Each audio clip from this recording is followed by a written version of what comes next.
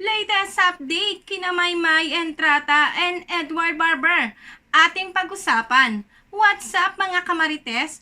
Thank you for tuning in. Ako po muli si Josepa dito sa Josepa, anong latest na naghatid sa inyo ng mga trending topic tungkol sa inyong mga favorite celebrity update? Ano na nga bang latest dito kina Maymay Entrata and Edward Barber? Pero bago natin simulan ay magbasa muna tayo ng ilang mga komento ninyo dito sa aking mga video. Komento ni Veronica Solis: dagdag silent fan lang ako sa Mayward at mula 2016 nasusubaybayan ko kahit paalis ako sa YouTube, sinusubaybayan ko sila mula noon hanggang ngayon. At ngayong nagpapasalamat ako, Madam Josepa, at andyan ka para sa Mayward. Wow! Ikaw lang nagpapa ka totoo sa Mayward, hindi ka bias. Ay, salamat, nabasa mo ang message ko. Thank you, Mayward pa rin tayo. Napaka-sweet naman ang komento nito ni Veronica Solis. Na-touch naman ako, diba? Biruin mo sa dami-dami ng napapanood niyang vlogger ng Mayward, ay na-recognize niya ako. Maraming salamat, Veronica Solis, sa napaka-sweet mong comment. O eto, ayon ulit kay Veronica Solis. Sana nga, Madam Josepa, may anak na sila. Isa ako sa pinakamasaya kong magkakaganon. Paano siya magkakaanak diretso sa trabaho at di siya nawala mula paglabas nila ng bahay? Naku, mga dilelo, tumigil na. Pero may word pa rin tayo at salamat, Madam Josepa, at andyan ka sa Mayward. Biruin mo nga naman talaga ito. Alam mo, ito si Veronica Solis, naiintindihan niya, diba, yung aking caption na hindi ko maintindihan. Bakit hindi na uunawaan ng iba nating mga manunood, diba? Parang nagbe-base lang agad sila sa caption. Patanong naman yung caption ko, diba? Ano bang caption ko dun sa aking etong aking kakatapos lamang na video? Maymay Entrata, may anak na nga ba? At si Edward Barber nga ba ang ama? Question mark, diba? Ibig sabihin ng aking caption ay question mark. Nagtatanong ako, ano bang ibig sabihin ng question mark? Eto ha, para malinaw sa lahat, ano ang ibig sabihin ng question mark? Question mark, also known as interrogation point or interrogation mark, is a punctuation mark that is used to indicate that a sentence is a question. O, di ba malinaw, is a question. Ibig sabihin, nagtatanong ako, hindi ako nag-aakusa. O, di ba? Ano ba ang nag-aakusa ka? Kusa. Ang ibig sabihin nun, kung ang caption ng aking video ay Maymay Entrata, may anak na, at si Edward Barber ang ama. Yun ang, diba, ibig sabihin, totoo ko, sinabi ko na may anak ako, may anak si Maymay Entrata. Yun ang, dapat doon kayo na, yun ang fake news, diba? Ang tinatawag na fake news, yun. Maymay Entrata, may anak na, at si Edward Barber ang ama. Period. Yun ang fake news. Pero ang sabi ko sa caption ko is Maymay Entrata, may anak na nga ba? At si Edward Barber nga ba ang ama? Question mark. Kasi hindi ako sigurado. 'Di ba? Kaya nga inaalam natin, pinapaliwanag natin sa video ko kung totoo ba yung mga kumakalat na balita dahil nag-base lang naman ako sa komentong aking nabasa sa aking video. Diba? Kasi kung maraming magagandang komento akong nabasa dito sa aking latest na video, ay marami rin naman talagang mga idiot na nag-comment na hindi ko maintindihan kung bakit hindi nila alam ang pagkakaiba ng period sa question mark. Ano nga ba sa Tagalog ang question mark? Baka kasi hindi nila naiintindihan ang ibig sabihin ng question mark kasi English. Ito, ang ibig sabihin ng pananong. O, question mark, sa Tagalog, pananong, tandang pananong. Ginagamit sa pangungusap na patanong. O, di ba? Patanong. Ito ay nagpapahayag ng pag-aalinlangan at pagtataka na humihingi ng kasagutan. At yun nga ang ginawa ko, di ba?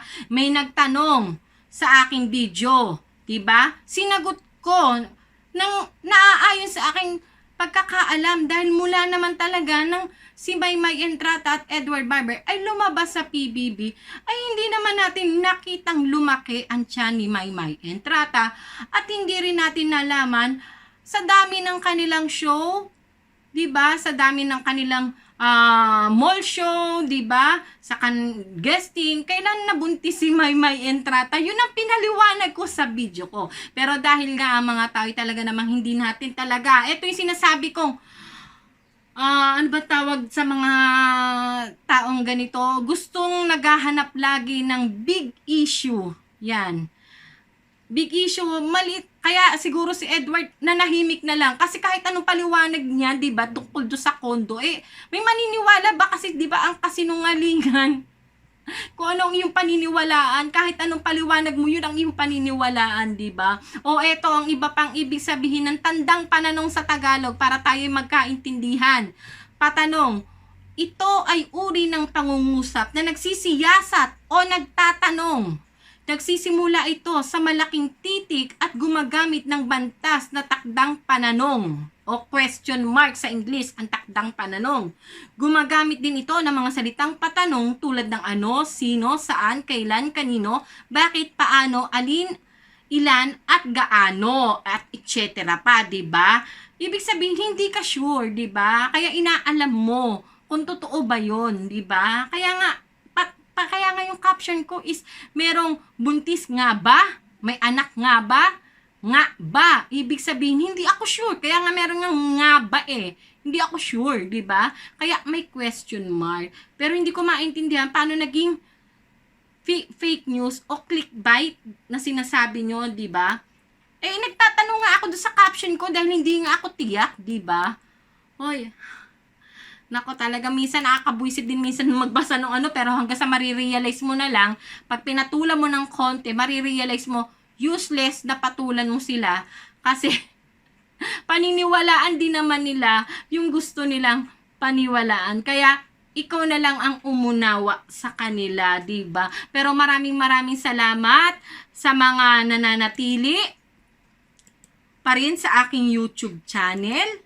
Sa mga hindi pa nakasubscribe dyan, huwag niyong kalimutang i-click ang ring button, ang subscription, di ba? Para magtuloy-tuloy tayo, di ba? Sa pag-update dito kina Maymay Entrata at Edward Barber na mas kilala natin sa pangalang Mayward, na hanggat sa maaari ay hindi tayo magpapakalat na mga fake news, di ba? Hanggat kung maaari, pinapakita ko sa inyo o binabalita ko sa inyo kung ano ba yung alam natin, 'di ba, na katotohanan, 'di ba?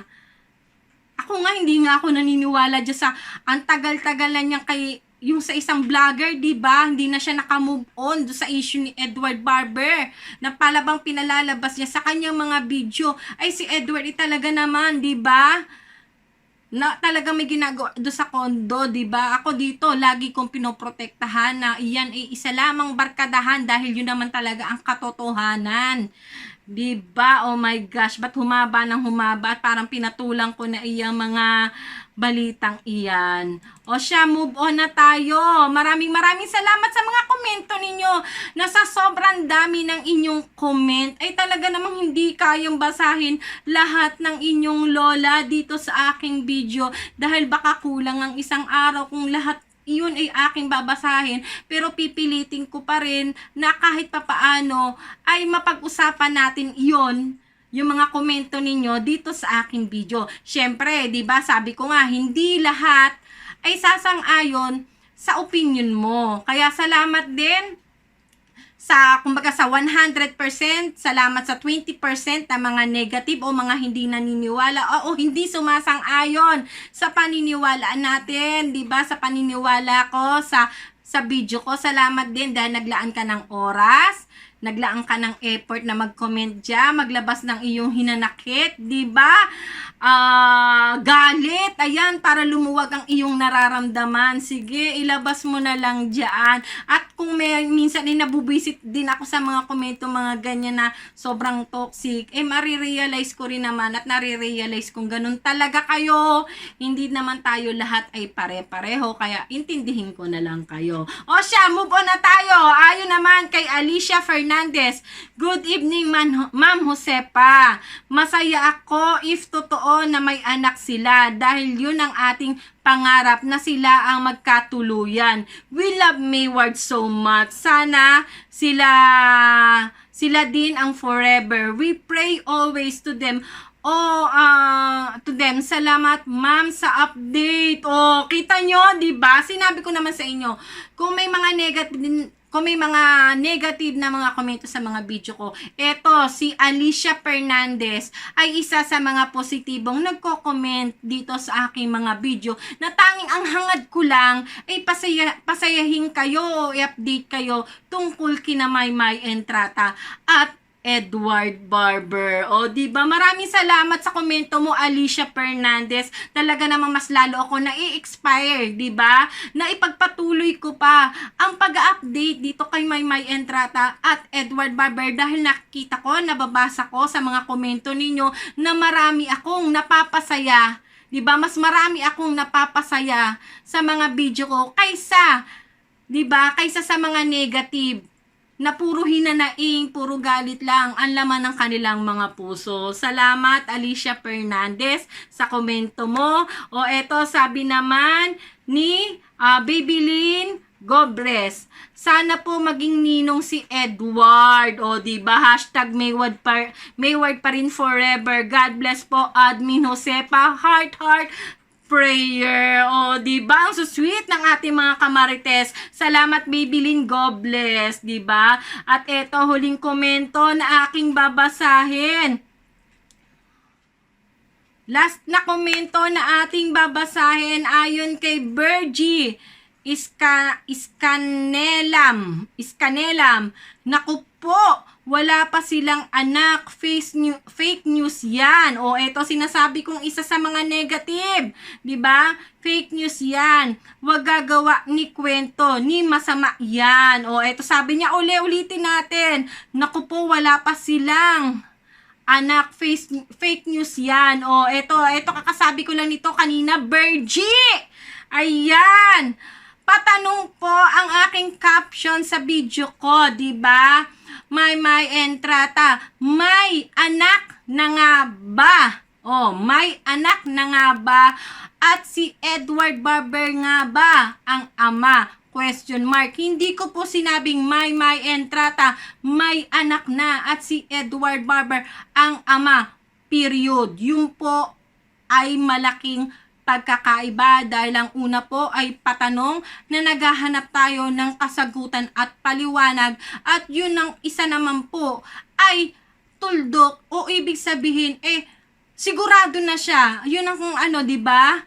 Yun ang fake news. Yung pangalawa po, yung sinasabi niyong fake news, yun po ang pangalawa. Ayan, naku po, wala pa silang anak. Fake news yan. Huwag gagawa ng kwento, masama yan. Ayon ito kay Bergie Iskanelam. Eto, may komento ulit si Bergie Iskanelam. Ayon kay Bergie, hindi na sila sikat. Ang Mayward, wala na silang blessing. Diba? Hindi na sila sikat. Yan ang fake news, Virginia. Yan ang fake news. Kasi finax mo na agad, hindi na sila sikat. Pero bakit ka nandito? Bakit ka nanonood ng video ng mga Mayward? Diba? Alam mong Mayward channel to. Alam mo ang tinatalakay ko rito yung Mayward. Pero bakit ka nanonood kung hindi na sila sikat? Ibig sabihin, interesado ka pa rin sa Mayward kasi nandirito ka pa rin sa channel ko. Pinanonood mo pa rin ang mga ganap ni Maymay Entrata at Edward Barber na mas kilala natin sa tambalang Mayward. Diba? Tapos wala na silang blessing. Yan ang fake news din ulit, Virginia.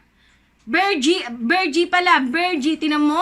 Bergie is kalam, ayaw mo ng fake news, pero ang sinasabi mo yung fake news, ang sabi mo hindi na sila sikat, wala na silang blessing. Kakatapos lang po nila sa US tour. O ayan, bago sila mag-US tour, naging host po si Edward Barber ng Binibining Pilipinas. At si Maymay Entrata naman ay kumanta sa Binibining Pilipinas sa swimsuit edition. Yung po ba ang hindi na sikat? Yung po ba ang hindi na irrelevant para sa inyo, Bergie? Ayan, pagdating nila rito sa Pilipinas, after nila mag-US tour, diba, ilang bansa yung pinuntahan nila, ilang show yung ginawa nila bago sila diba? Pagdating dito nila sa Pilipinas, Edward Barber, ayan, sabak na agad sa I Want ASAP. Diba? After na dumating naman si Maymay Entrata, sabak si Edward Barber, si Maymay Entrata sa ASAP natin to. Tapos si Edward diretso ulit sa I Want ASAP. Yung po ba ang hindi irrelevant sa inyo? Tapos eto, gumagawa sila, nagpo-photoshoot sila para sa Star Magic. Yung po ba ang hindi na sikat? Yung po ba? Ayan, Virginia, inaakusahan mo ako na fake news. Diba? Ano yung sinabi mo naman ngayon na hindi na sila sikat? Na wala na silang blessing? Anong tawag doon? Diba? Wala ka pa nilagay kung tuldok ba ito o question mark. Marami po tayong pang question mark. Diba? Gamitin nyo po yun. Tinuturo po yun sa paaralan. Diba po? Move on na tayo. Ano na nga bang latest dito? Kina Maymay Entrata nga at Edward Barber. Eto nga. Nag-update si Sir Eric Nicolas sa kanyang Instagram na mga ganap nila. Ayan, na ilang ganap nila sa US. At binalikan nga niya ang ilan sa mga kaganapan ng mga off-cam moment nila sa US. Eto, ating balikan at panoorin. Grabe, ang ganda ng lounge dito. Tapos si Donnie naghanap ng pwesto dahil ang dami ng tao. Ito nakita niyang pwesto. Ito lang naman. Wow. Dito kami kakain. Open air. Ang lamig. Sarap dito. Ano opinion mo doon? Sarap. Duard, kumain ka na ba? Kumain ka na? Yes. Yes. Ang sarap dito. Tinan niyo, Tinan ba? Sa dito, Ganda, makabili nga ng ganyan. Ng pie. Ng party. Ganda rito. And pauwi na kami. Flight, ready na. Uwi na tayo, tara. Pauwi na kami. Hello, Philippines. Hello world. Hello. And pauwi na kami. Yes, nasa airport na. Kumuha na kami ng bagahe, Flight. Kinuha ko yung bagahe mo, ha? Thank you. Sige. Nakapamili ka na maayos? Naghintay ako ng tapos din para may magre-video sa akin, mama. Ayan. Nakatulog ka ba? Oo. Ay, kamusta? Okay naman? Oo Boss naman. namin. Okay naman na. Nakatulog kayo, bro. Ay, salamat sa pagbuhat ng luggage ko. Nakatulog ka ba? Dire-diretso ko yung dire-diretso. Ayaw, sige. Tara. Kompleto na? Hello, Manila. Yes, sir. Nakakatuwa si Andrea Brillantes, para talaga siyang baby pa, para siyang bata pa talaga, diba? Sa bagay, bata pa naman talaga si Andrea Brillantes. Ilang taon lang ba siya? 19 o 20? Di ako sure. Paki-comment nyo na lang yan. Pero alam ko parang 19 lang ata itong batang ito. Pero talaga, baby pa talaga siya. At etong si Edward Barber at saka si Donnie Pangilingan, talaga namang ang laki na ng kanilang closeness at bonding, diba? Hindi mo na sila mapag-iwalay dalawa. Diba? Talaga namang Don Ward is real, diba? Sa US tour nila. Kung si Sir Eric Nicolas ay nag-throwback, papahuli ba naman itong si Maymay Entrata na si Kakay Bautista? Ayan, si Kakay Bautista ay nag-post sa kanyang Instagram ng tungkol sa pagbabanding nila ni na Maymay Entrata, Catherine Bernardo, ano nga ba pangalan ng isang ito, nasa Channel 7 Bubblegang, ay nalimutan ko, patawarin niyo na po ako, nalimutan ko ang pangalan niya. Basta, ang cast ng Hello, Love, Goodbye, o diba talagang hindi pa rin nila nalilimutan ang isa't isa at ang kanilang friendship ay talaga namang super strong pa rin. O ayan, nag-share si Miss I Love K, diba? AKA Kakay Bautista, na mas kilala natin sa pangalang Kakay Bautista. O ayan, nag-share nga siya ng ilang mga larawan nila na may caption pang masarap makakita ng mga kaibigan na kahit di kayo nagkikita physically ng matagal, pag nagkita uli ay parang walang lumipas na panahon. Ganun pa din kayo. Grabe, sarap lang panoorin at pakinggan yung mga tawa nyo. Na-miss ko yan. Mahal kong tatlong pabigat. O, diba? With matching emoji ng tawa. Thank you, Lord. Prayer. Hashtag mga pabigat. O, diba? Ayan yung mga ilang larawan na shinare ni I Love K o aka Kakay Bautista. O, ayan, no filter, no makeup, pero magaganda pa rin. Kitang-kita nyo naman, diba? Ito yung picture nila siguro, ito nung Hello, Love, Goodbye nila, 'di ba? Ayan, nagkasama-sama na sila. 'Di ba? Kahit kaliwat kanan ang mga project nito ni na Maymay Entrata at Edward Barber ay hindi pa rin nila nakakaligtaan ang kanilang mga kaibigan. 'Di ba? Naglalaan pa rin sila ng oras sa kanilang mga kaibigan. Kagaya nito ni Maymay Entrata, nakipagbanding muli siya sa mga kasamahan niya sa Hello, Love, Goodbye. At eto namang si Edward Barber, after ng I Want ASAP ay diretso na agad siya sa kanilang church, 'di ba? O sa kanilang favor church, 'di ba? O paano mga kamarites? Hanggang sa susunod na update dito kina Maymay Entrata at Edward Barber na mas kilala natin sa pangalang Mayward. Sa mga hindi pa nakasubscribe dyan at nagustuhan ang video ko, huwag niyong kalimutang mag-subscribe. I-click ang bell button para lagi kayong updated sa mga latest video ko. Maraming salamat sa lahat ng inyong mga komento at hayaan ninyo sa susunod kong video ay maglalaan ulit tayo ng oras upang basahin ang inyong mga komento ating pag-usapan at ating pag-usapan ito. Paano hanggang sa susunod? Ako po muli, Josepa. Hanggang sa muli. Paalam!